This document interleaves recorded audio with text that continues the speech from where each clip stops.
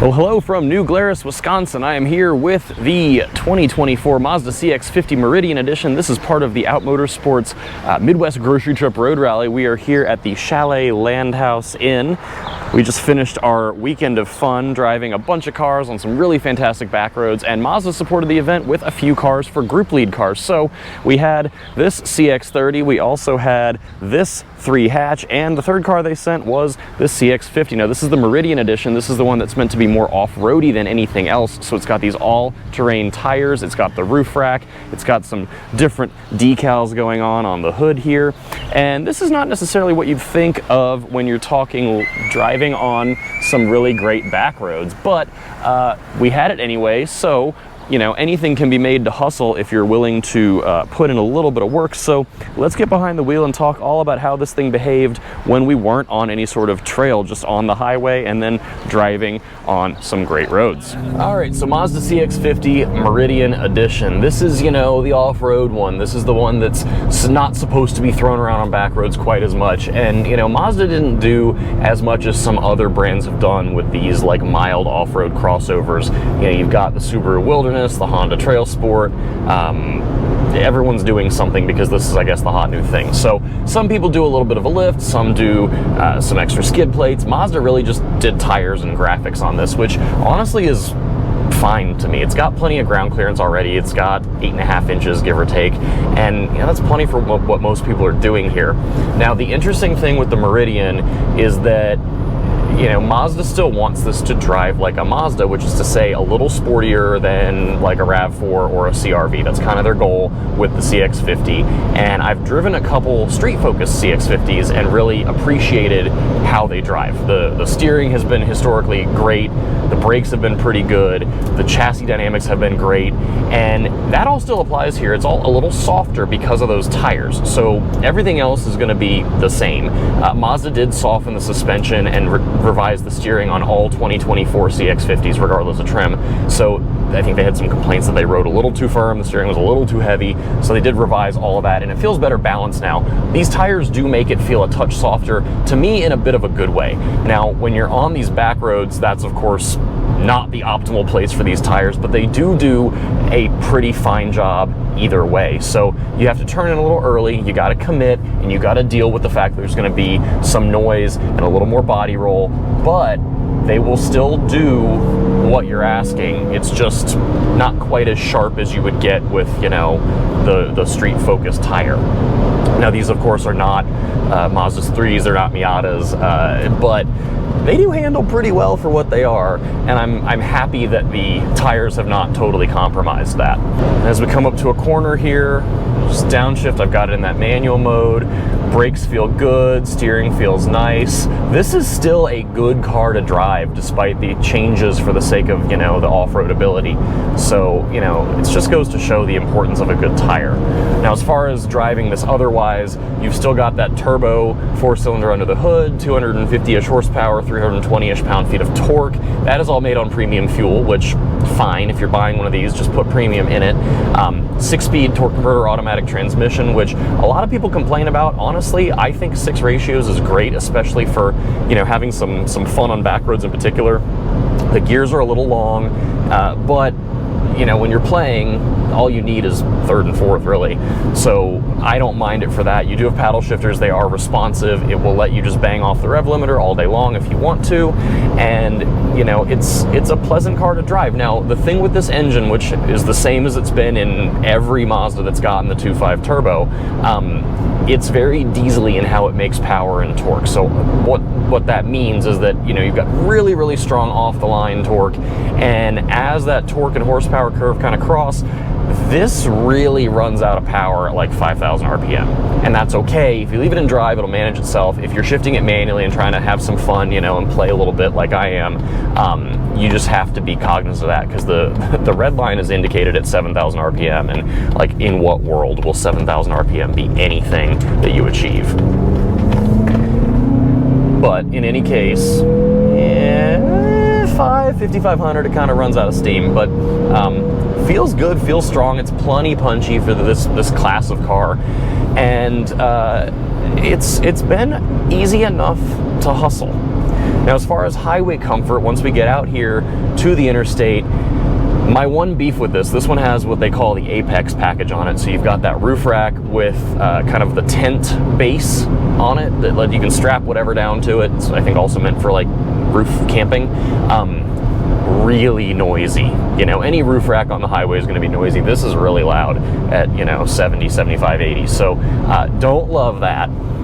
The ride on the highway with these tires is great. The graphics on the hood, I don't know if they do a whole lot to mitigate glare or anything, but seems to help a touch. And granted, this one has that zircon sand paint, which is not super reflective of the sun back at your eyes or anything. So either way, it's a nice enough package.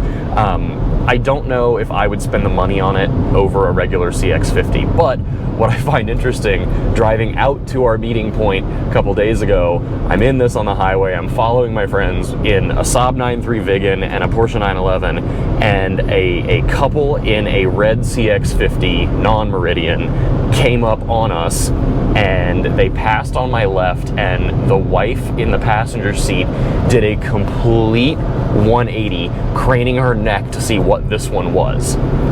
And then they kind of fell back in traffic. They ended up on my right side, and they came by and passed me on the right, and the husband was looking out the window, gave me a big thumbs up. So clearly there's an active CX-50 enthusiast club, and or people are big fans of the Meridian. So just a fun little anecdote, because, you know, I think a lot of these, to me, like a crossover is a crossover. I hope you enjoy the one you have, but I didn't think there was that much of a fan base for these, but that's really fantastic. And I understand why. They're good to drive. The cabin is very nice. You know, the dash is nice and low. I do really appreciate the driving position, the low dash. They've got the infotainment screen here that is totally usable, but is out of the way, out of your line of sight, and everything is fairly simple. There's no overcomplicated nonsense. You've got real climate controls with buttons. You've got real buttons on the steering wheel, real buttons down here to control, you know, drive mode, volume, and you do have a dial for your infotainment, which I know some people think is kind of silly and archaic because they want the touchscreen, but, you know, my belief, and I think it's Mazda's as well, obviously, is that the screen farther away, lower, is still, you know, in your sight, in your line of vision, but a little easier to stay focused with the road. And then having this touch dial, this rotary dial, is just easy to deal with. I really don't mind it. And, you know, I'm also an unapologetic fan of iDrive. So if you have a BMW, I like iDrive. And then as we're coming up on this corner here, you know, the transmission listens to you. Everything behaves pretty well.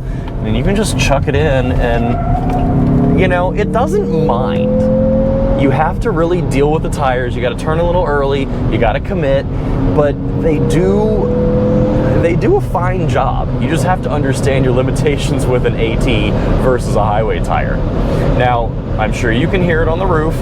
This one has that Apex package that gives you the roof rack with the kind of tent base and, you know, whatever else you can strap down.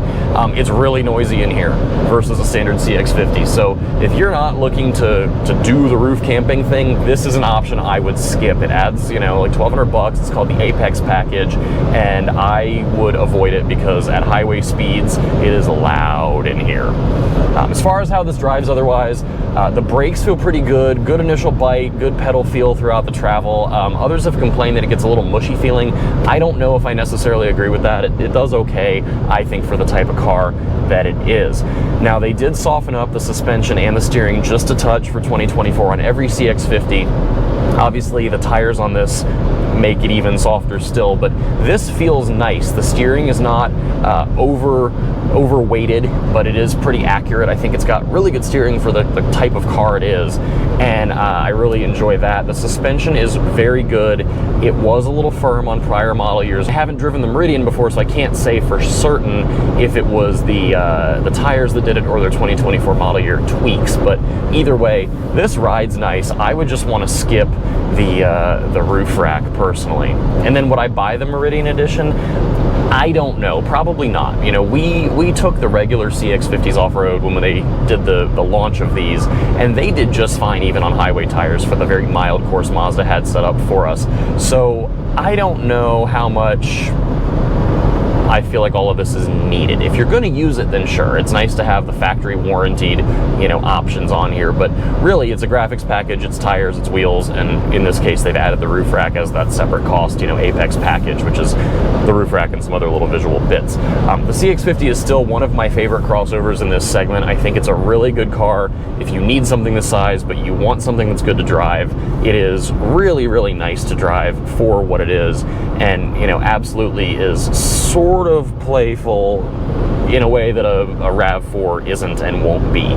So, you know, if you're bumming that you've got a family and you need something that's fun to drive that can haul all the you know, your family and the kids and the stuff, this is not a bad car for that. Or if you carry a lot of people around day to day and you want that sort of space, again, this is not bad for what it is.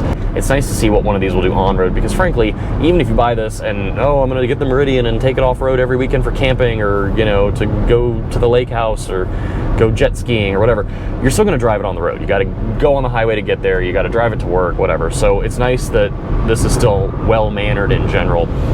It's just noisy because of that rooftop attachment system, but take that off, only use it when you need to, or just don't get that if you don't need it. So that's it. Quick little talks on the Mazda CX-50 Meridian from New Glarus, Wisconsin. Thank you so much for coming along. As always, be sure to like, share, comment, subscribe here on YouTube, on all the other socials. And if you want to join us in person for one of these road rallies or on the racetrack, we've got stuff coming up now through the end of the year in person across the country. So head over to outmotorsports.com/events and see what we're doing that might be near you. We would love to have you for any and all of it. Until next time, stay safe, be well. See you again soon.